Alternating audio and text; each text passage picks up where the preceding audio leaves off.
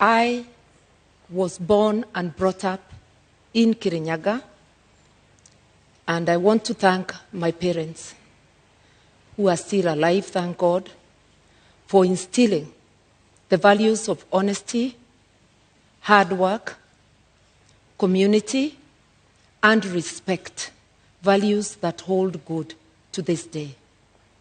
In this debate and in the audience, I have my family, my 2 children, Wawira and Edward, my grandchildren,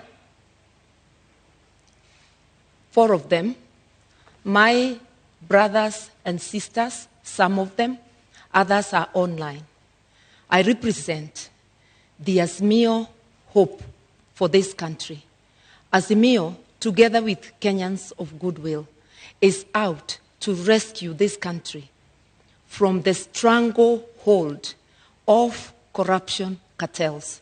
This country can't breathe. We cannot get the services that people do require because monies intended for public service are going into the pockets of corruption cartels, who then become instant millionaires with huge bank balances.